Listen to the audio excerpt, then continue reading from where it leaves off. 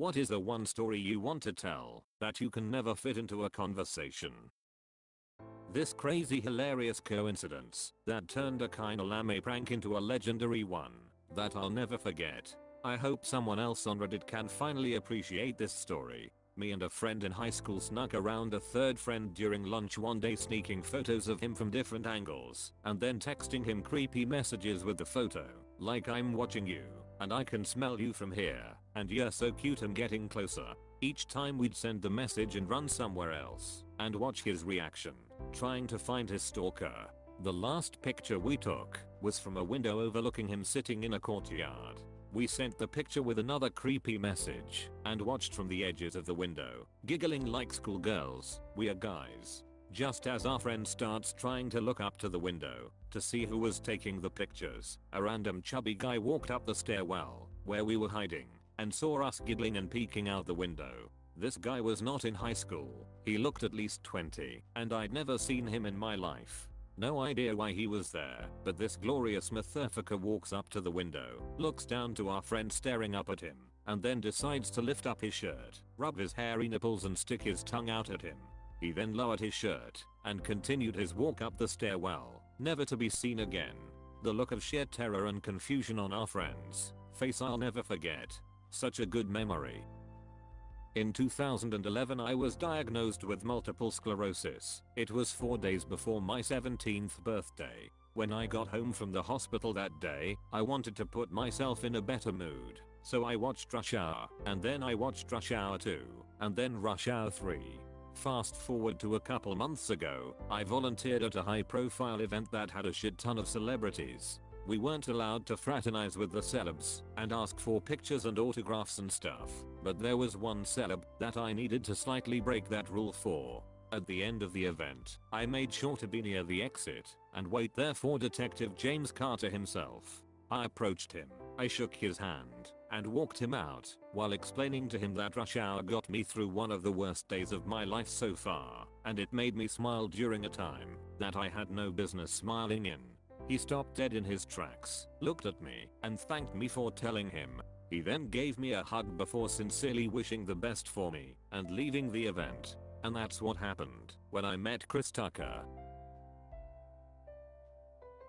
I went to the Grand Canyon years ago with my parents. A couple of stops in we get out at a lookout where there is only us and this biker couple. She was sitting on the edge of the canyon with something in her hand, and he was videotaping her. We had to walk past them to get to a trail that led into the canyon.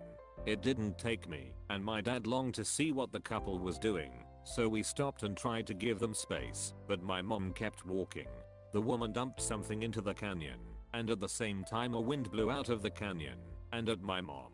The biker couple watched what they had dumped out fly into my mom's face. It turns out that it was the ashes of her brother, and his last request was to have his ashes spread at the Grand Canyon. What followed is the most awkward 10 minutes of my life as they talked to my mom about the departed. At the end of the conversation the lady says, "Don't feel bad about it, he loved to meet new people." My mom responds, "Well, it was nice to meet you, and your brother as well." I live in Maine, in the same town as Stephen King. I have worked at several stores when I was younger, such as Home Depot and Walmart. He has come in sometimes. He recognized me when I worked at Home Depot from Walmart and said, "You really need to stop following me." Jokingly, of course. He was a pretty cool dude. Bought some screws and lumber.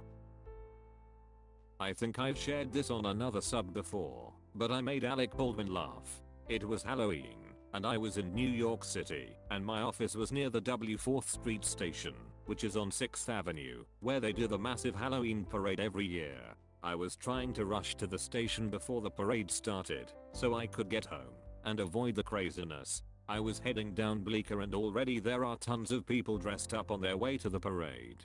As I'm speed walking down the street, I get into an awkward shuffle with someone heading the opposite direction. You know, where you both go the same direction at the same time, then try to go the other direction, but you basically just keep blocking each other by accident. I look up, and the person I'm doing this awkward shuffle dance with is Alec Baldwin.